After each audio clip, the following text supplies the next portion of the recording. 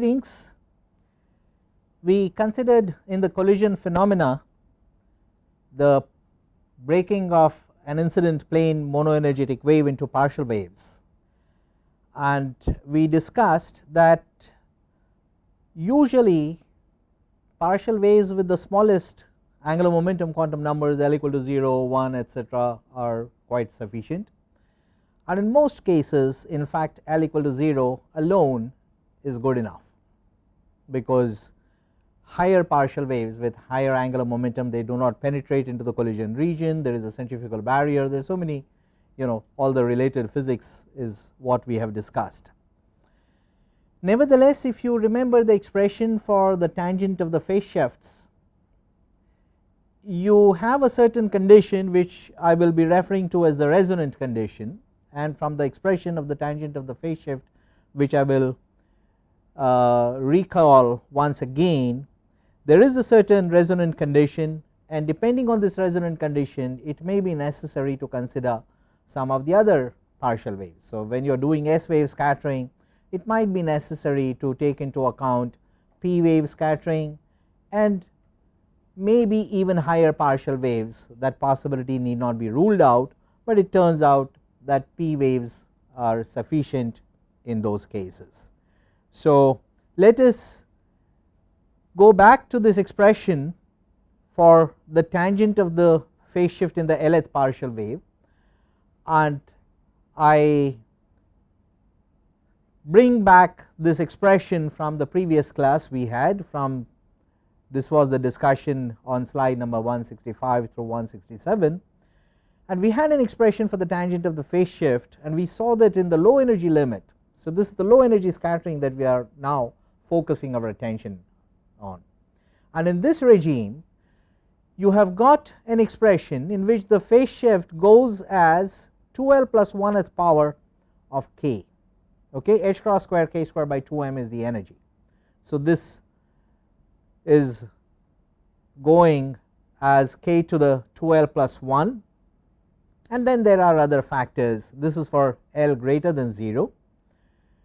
So the phase shift goes as 2L plus 1th power of the momentum, and notice that at small energy the phase shifts will be very small, because it goes as the tangent goes as k to the power 2L plus 1, and tan theta and sin theta, they are all nearly equal to each other as theta tends to 0, right. So as k tends to 0, tan theta is very close to theta, so the phase shift itself goes as k to the power 2L plus 1, and the S matrix element, which is cos 2 delta minus I sin delta, so this becomes nearly equal to 1 plus twice I delta, okay, because of delta being small, and the small value of delta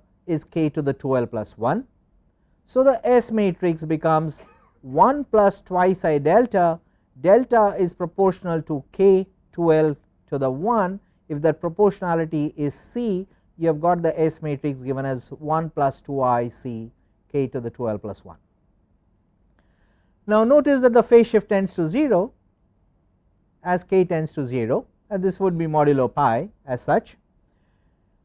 And if you look at the partial wave amplitude, which is S minus 1 over 2I k, then S minus 1, this 1 will cancel, and then you have got this 2I c k to the 2L plus 1 by 2I k. So one of these powers on 2L plus 1 gets cancelled by the power of k in the denominator, and you have got the partial wave amplitude which goes as k to the 2L, and of course it falls very rapidly. If you take the modulus square, it falls very rapidly, except of course for L equal to 0. For L equal to 0 we have to go through a different relationship. So this is what you have for L greater than 0. For L equal to 0, this also we obtained this expression in the previous class, that the tangent of phase shift for L equal to 0 is given by this expression, okay. Now this expression looks a little bit different from the expression for L greater than 0, but we will show that both of these expressions are really equivalent, and the relationship over here in the upper expression is valid not only for L greater than 0, but also for L equal to 0. So, that is a general expression. So, we will show the equivalence of this form also to the one for L greater than 0, so that we can use the general expression. And then notice that all these considerations are valid, and we talk about the energy dependence in terms of k going to the 2L plus 1, except when this denominator L plus 1 plus A gamma, this itself goes to 0. Okay. If this denominator is to go to 0 for some reason, so A gamma, when this is equal to minus of L plus 1, when this happens, then you will have a 0 energy resonance as k tends to 0. Okay. So, these are the resonant conditions that we will also discuss today. So, for L equal to 0, this is the general form, and Q0 is defined by this ratio, and you need the Bessel function, but you have got the explicit analytical form for the Bessel functions for L equal to 0. So, you have got the Bessel function, and this is the derivative of the Bessel function. You need it over here because this is kj prime by j, right. So, this is j0, this is the derivative with respect to z, and you have got the sine and the cosine functions. You are looking at the low energy limit, theta going to 0, because theta is your angle Ka. So, as k tends to 0, Ka tends to 0, that is the angle theta going to 0. So, you look at the power series expansions of sine and cosine functions, and then focus on the terms which are important as theta goes to 0. So, you also need sine theta by theta over here, this will give you the Bessel function, and then you also need the cos theta by theta and the sine theta by theta square. So, these expansions are also given here. So, if you put all of these terms together in your Bessel functions, you find that the Bessel function for L equal to 0 goes as 1 minus z square over 6 plus terms of the order of z to the 4. Okay. Now, z prime is the difference of these two quantities. So, you take this expression and take this expression. Notice that this 1 over theta and minus 1 over theta terms are there, right. So, they will cancel, this 1 over z and this minus 1 over z will cancel, and now you have the term, the leading term goes as z to the power 1, its multiplication factors are 1 over root 2, minus 1 over root 2 and plus 1 over root 3. So, it is 1 over 6 minus 1 over 2, and plus there is a term in z cube. Okay. So, putting all of these terms together, you get the derivative of the Bessel function, which goes as minus 1/3 z plus 1 over 24 minus 1 over 120 times z cube. So, you have these Bessel functions and the derivative. Now, in this expression you need Q0. So, Q0 is k times J0 prime by J0, J0 prime by J0 you get from here, this is J0 prime, which is 1/3 z, but z is Ka. So, I have written minus 1 over 1/3 Ka plus 124 minus 120 z cube, z cube is Ka cube, then you divide it by this 1 minus z square over 6 plus terms of the order of z to the 4, which is Ka to the 4, right, and then the whole thing is divided by gamma 0 k, which is here. So, if you multiply and divide this expression by Ka, then in the numerator, in place of this Ka you get Ka square, and in this term, which is of the order of Ka cube, you get Ka to the power 4, because you have multiplied by Ka, and the denominator also you multiply by Ka. So, you have got gamma 0 k multiplied by this Ka and this remaining factor, which is 1 minus Ka square by 6 plus terms of the order of 4th power of k. Now, notice that the k cancels. So, you can get a little bit of simplification, and after cancelling the k, this is what you get. And if you look at the low energy limit of this expression, then in the denominator you have got 1, which is a fairly large number compared to powers of k which tend to 0. Okay. So, the leading term here is 1. So, you have got gamma 0 k a in the denominator, and typically unless you have to really include the higher order term, you can ignore this term, the term in 4th power of k, and you get an approximate expression for q 0, which is minus 1/3 k a square over gamma 0 a, and this is the term, this is the expression that you can use. This term we have ignored at the moment, but we may invoke it when we consider resonant conditions, because under resonant conditions it may become necessary to take into account the next higher order terms. So, ignoring the 4th power in k for the time being, you have got q 0, an approximate expression for q 0 in the limit k going to 0, and this expression for q 0 you can put in this box, because q 0 appears over here as well as over here. So, you have q 0 minus 1, which is, this is q 0 minus 1 divided by 1 minus 3 times q 0 k a to the minus 2, and if you simplify this, multiply by gamma 0 a. So, gamma 0 a multiplying this minus 1 will give you minus gamma 0 a, but then you will get a gamma 0 a in the denominator, which appears over here.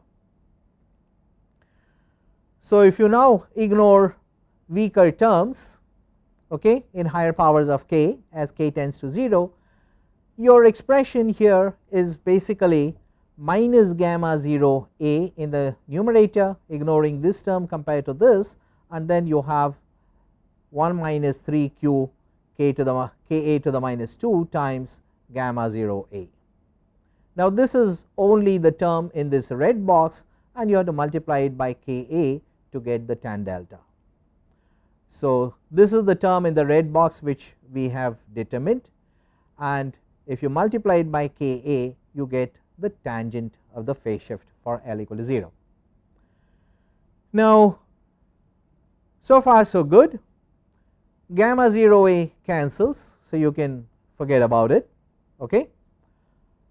Now, look at this term, and it is going to simplify to the form that we have used for higher values of L as well. So, in the low energy limit, the value of gamma as k tends to 0 is represented by gamma with a hat on the top, or gamma caret, right. This is the low energy k tending to 0 limit of gamma. So, you have got the q 0 in the low energy limit, and you can put this expression for q 0 over here, and you get k a times minus 1 divided by 1 minus 3 times q 0.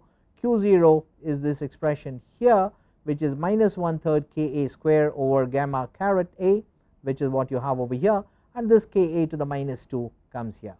So, that is your term for tangent of the phase shift for L equal to 0 for the S wave scattering. Now, we are interested in the resonant condition. Okay. So, I have only simplified this because you have got a minus 3 multiplying this minus of 1 over 3. So, that will give you a plus 1 here, right. So, you have got 1, and then you have got a plus 1 over here, you have got a gamma 0 a, this is k a to the power 2, this is k a to the power minus 2. So, those two terms cancel each other. So, this is a rather simple expression now, right. So, having simplified, this gamma 0 a can be taken at the top. So, this goes as minus gamma 0 a, and then you have got 1 plus gamma 0 a in the denominator. Now, this is the expression you had for L greater than 0. the expression that you now have after moving this gamma 0 a in the numerator is this, and notice that these two forms are completely equivalent, because in both cases you can write the same general expression, and this is what I had indicated earlier, that even the tangent for L equal to 0 can be written in the same general form, and this expression is valid not just for L greater than 0, but also for L equal to 0, because for L equal to 0 this L is 0, this L plus 1 is 1, and then you get 1 plus gamma 0 a, right. So it is a general expression for both L equal to 0 as well as for L greater than 0. And now we consider the resonant condition in the Lth partial wave, whether it is L equal to 0, L equal to 1 or whatever, right.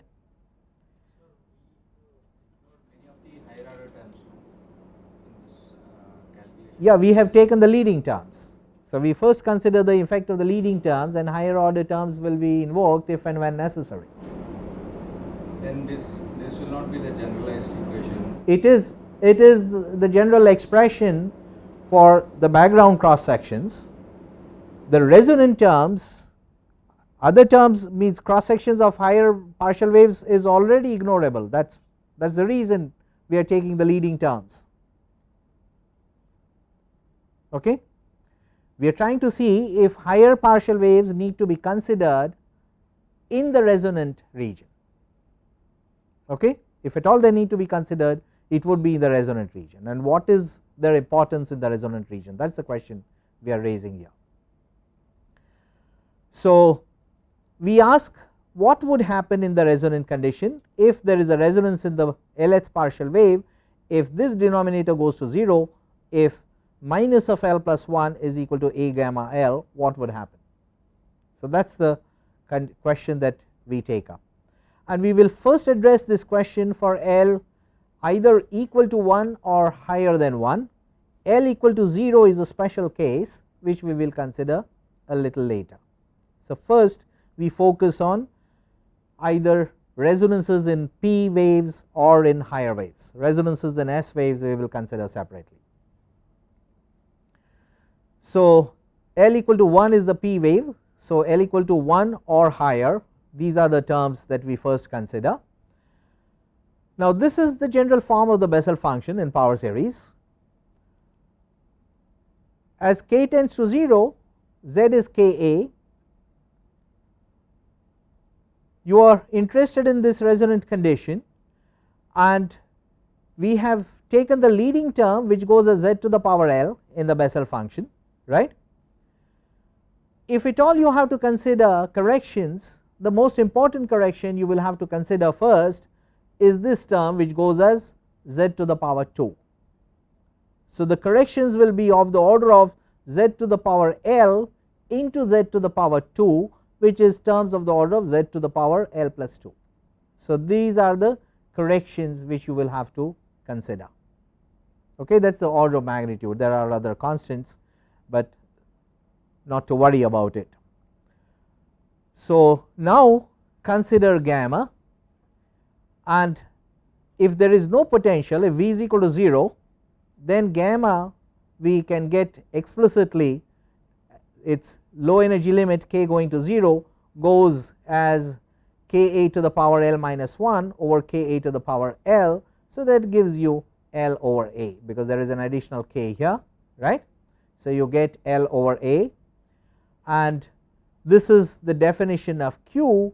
So using these two together you find the low energy limit of the factor Q as L over A divided by gamma, right. So that is the limiting value for the factor Q, and if you have to take into consideration the higher order terms or the most important corrections to this, you will have to consider L over A, but in addition to that you will have terms in Z square, or which is the square of Ka or k square A square. Okay, so that is the order of magnitude of the corrections that you have to take into account. The corresponding correction in Q will be L over A, and then you will have terms in k square A square. Now let us see what this leads us to. So, this is the expression for the tangent of the phase shift.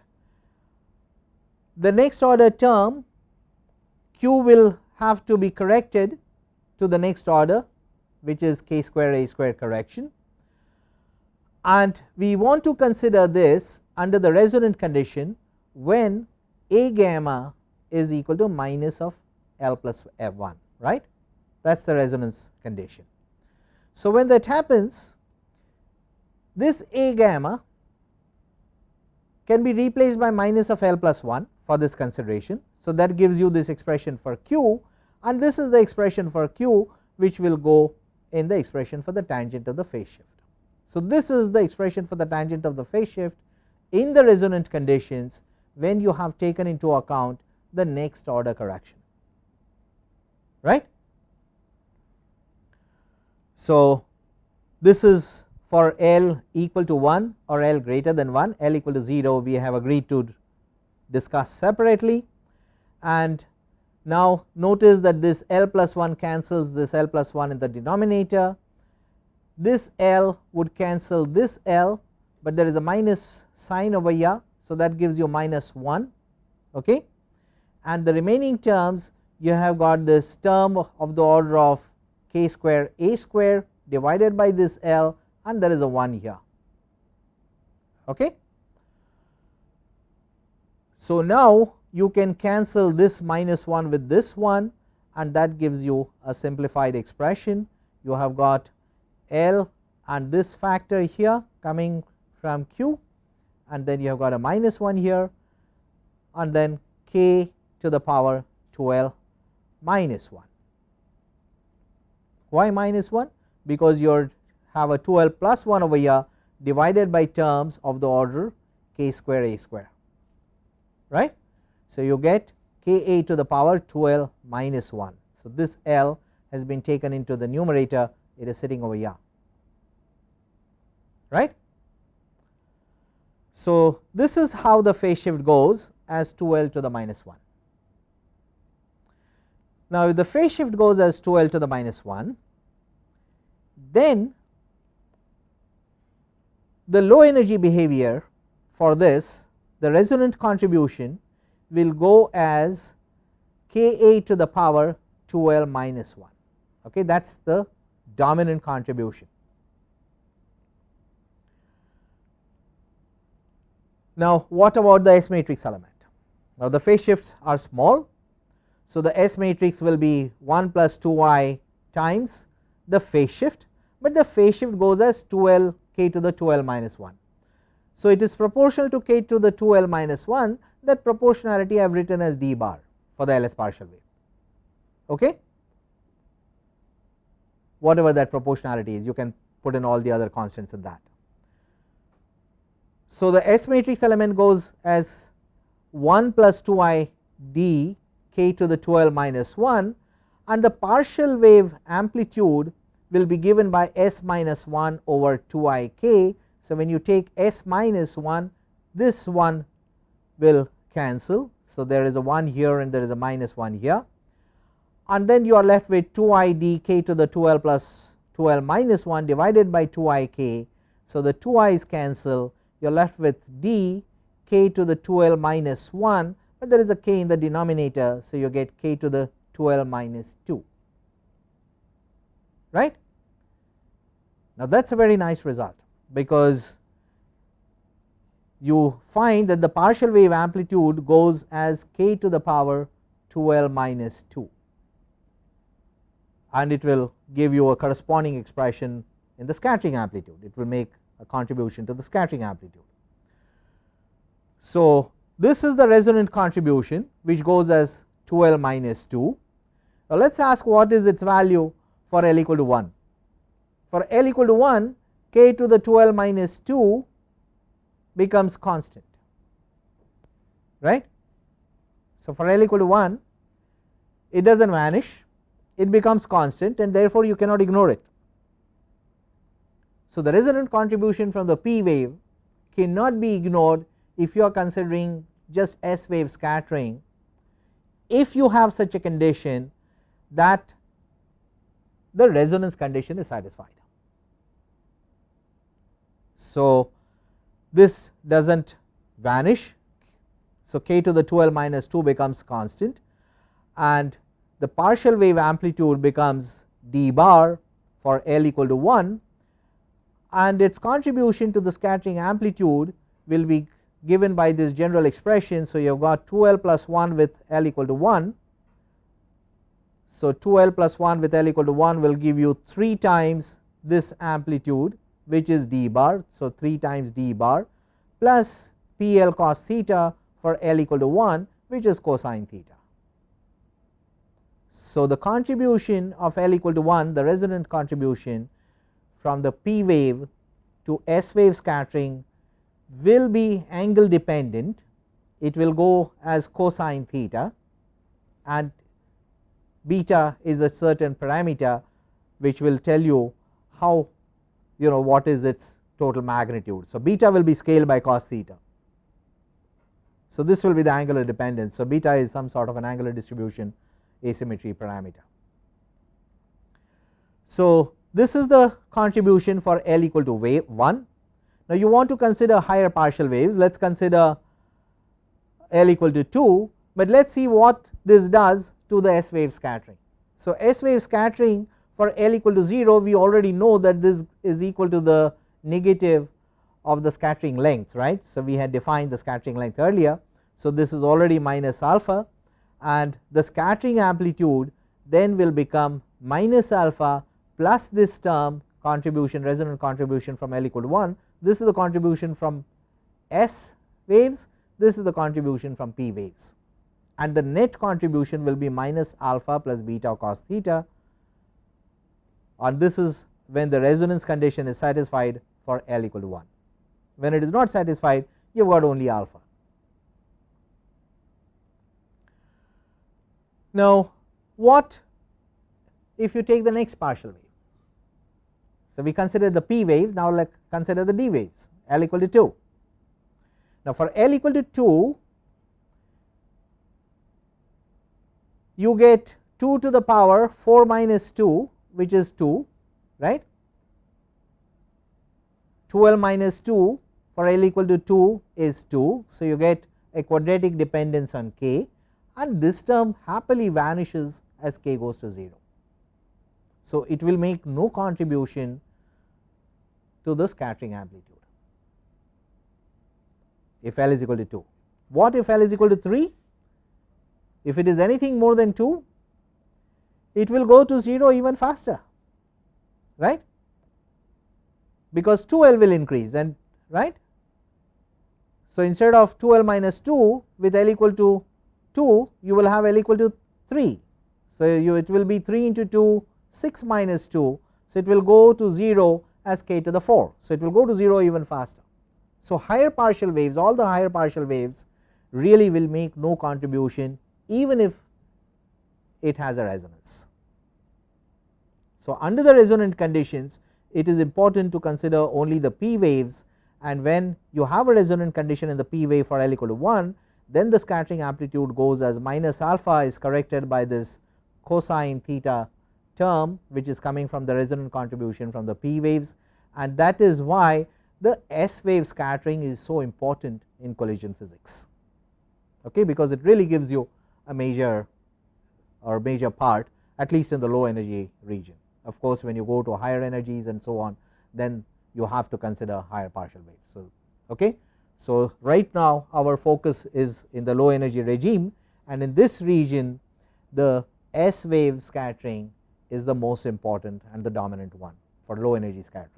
You do not have to consider higher partial waves. Even if there is a resonance, the only other higher partial wave that you have to consider is just L equal to 1, even L equal to 2 and all you do not have to consider.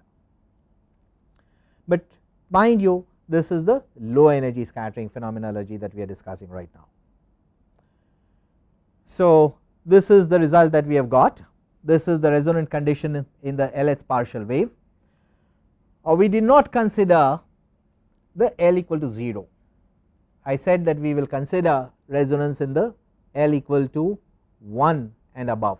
L equal to 0 is a very peculiar situation, okay, and a very interesting one as well. So, let us consider now the case for L equal to 0. Now, for L equal to 0, this condition L plus 1 equal to minus of A gamma L is L is equal to 0. So, A gamma L becomes minus 1, this is your resonant condition, right. So, we will use this resonant condition in the general expression for the phase shift and for the Q factor, and now we will consider these terms. So, this is the term in this box, in this rectangular box. So, I consider this term first and later on you will multiply it by K A. So, this is the term that you had considered, right. Q, remember we had taken the leading term which was quadratic in K, the term that we had ignored was in the fourth power of K, and now to consider the resonance we should not ignore the next order term, because if it is either more important or less important, so that comparison will have to be made, because whenever you make corrections, okay, all corrections of the same order must be made, and it makes no sense to make a correction of a weaker order when you are ignoring term of a higher order.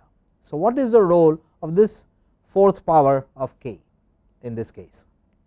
We will have to consider. So, as long as you ignore the weaker terms, you get Q minus 1 over this is the term in the rectangular box, and the leading term over here, if you ignore the quadratic term and the fourth power term, then this is the leading term is minus gamma 0 A. In the denominator you have got this term 1 minus 3 Q K A to the minus 2 multiplied by this gamma 0 A, and for L equal to 0 is what we are considering now. So, this is the limiting value. As K tends to 0, gamma, which depends on the energy, will take its limiting value, and this limiting value is what we have denoted by gamma caret, like a gamma hat, right. So, this is the limiting value for gamma. So, that is the value that I need to consider, not arbitrary values, and I have multiplied this gamma A to both of these terms. Now, this term you ignore in the non-resonant region, and you can consider it now in the resonant region, so that you can make a comparison. So, we consider this term, this is the correction which goes as the fourth power of K. So, what is the importance of this? So, now we are not going to throw it. Okay. So, let us take into consideration this term. So, we use the value of Q0 corrected for this next order term, and using this Q. So, Q0 is now minus 1/3 K8 to the 2 plus this fourth power in Ka, which is here, divided by this gamma 0 A, and then you have got this Ka to the minus 2 outside the bracket, right. So, inside you have got the value of Q0. So, Q0 you have now replaced the value of Q0 with the next order correction. So, this will take into account the effect of the resonance in the L equal to 0 partial wave in the S wave scattering. So, let us simplify these terms a little bit, because in the resonant condition A gamma is equal to minus 1 when L is equal to 0. So, A gamma is minus 1. So, minus A gamma becomes plus 1 in the numerator, right.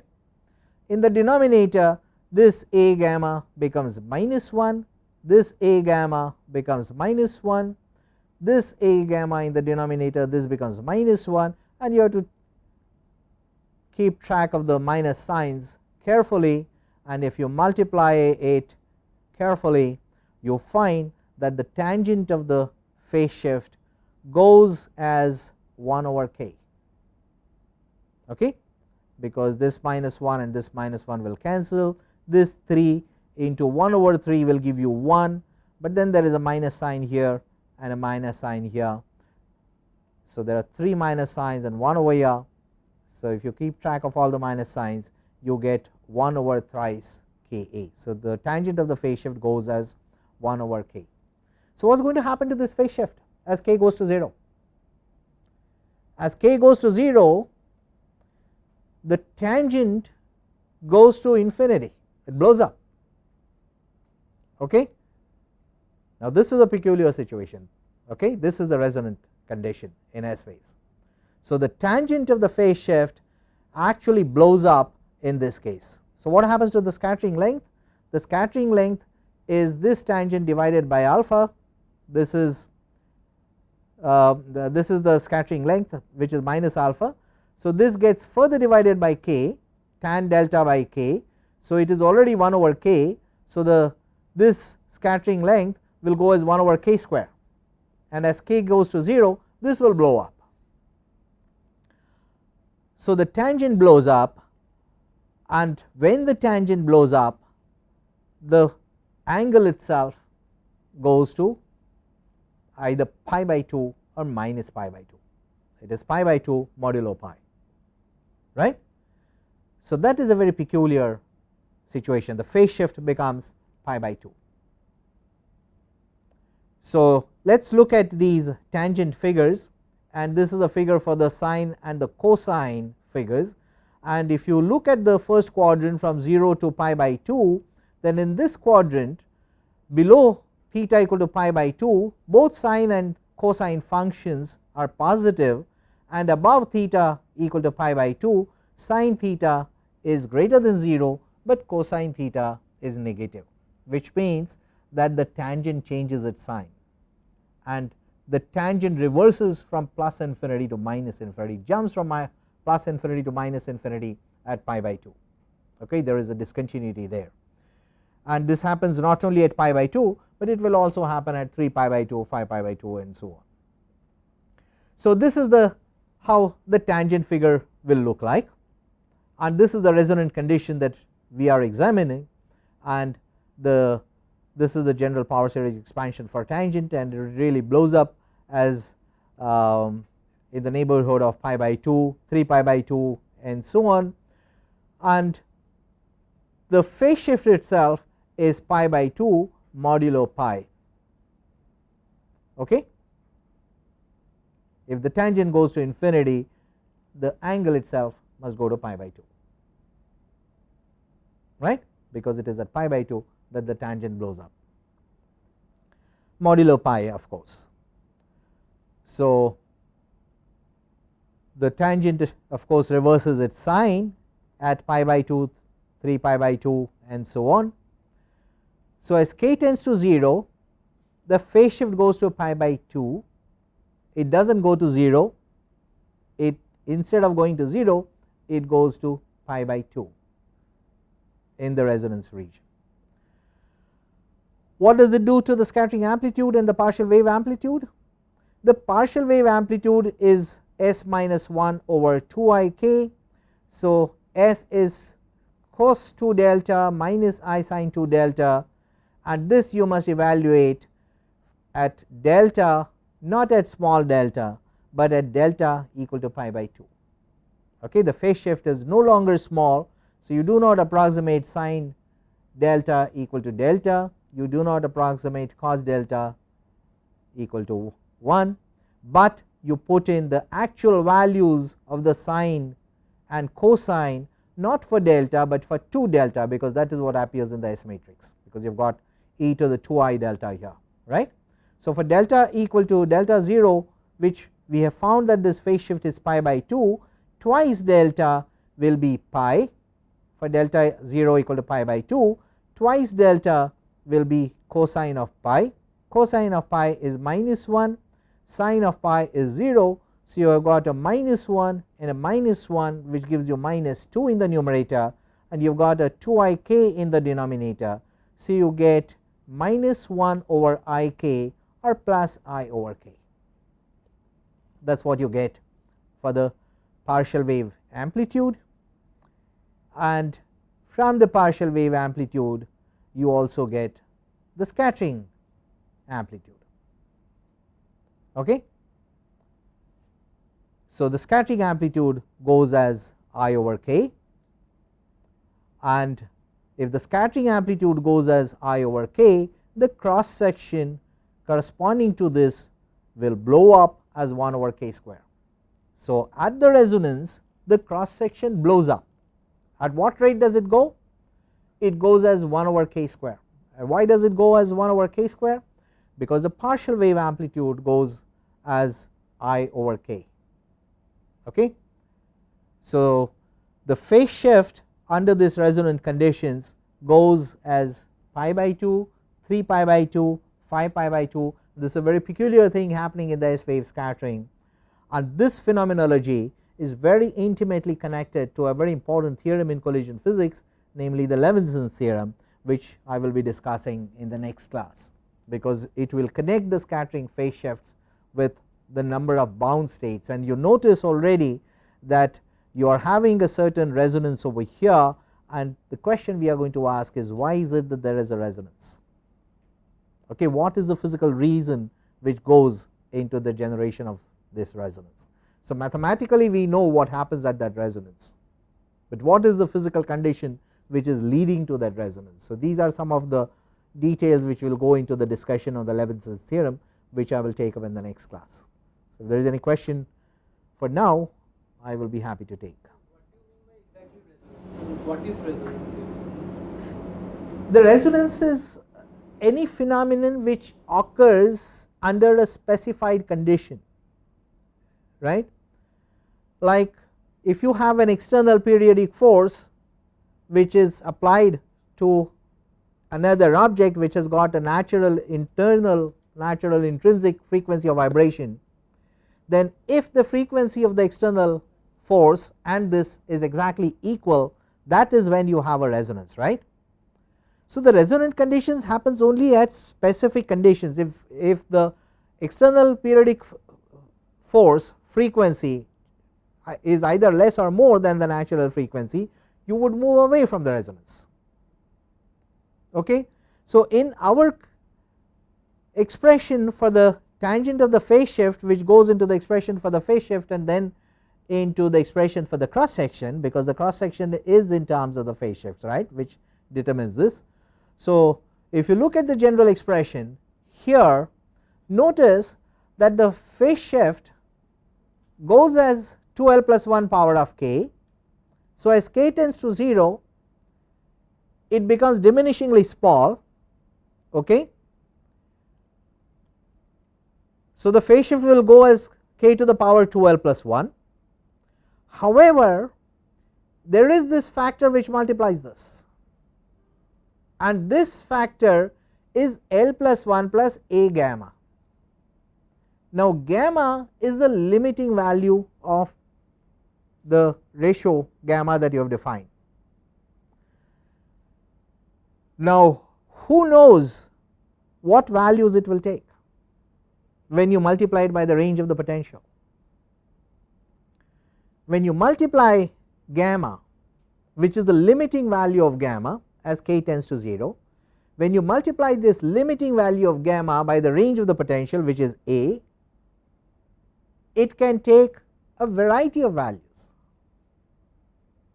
and it is like the external periodic force which can be applied at a variety of frequencies. But what if that frequency is a particular one, and in this case what if the limiting value of gamma is such that when it multiplies A, it becomes exactly equal to minus of L plus 1. If that happens, that you have a resonance. When I am taking alpha gamma equals to minus of L plus A, the denominator itself is 0, so the thing blows up. So, here only I have the condition that delta is means tan delta is 0, when it is infinity, I am saying. Means if I take the condition that alpha gamma equal to minus A gamma. Yeah, A gamma. Yeah, alpha is the scattering length. Okay, so if that is 0 itself, so here only the tan delta. If A gamma is 0? No, the denominator means. Right.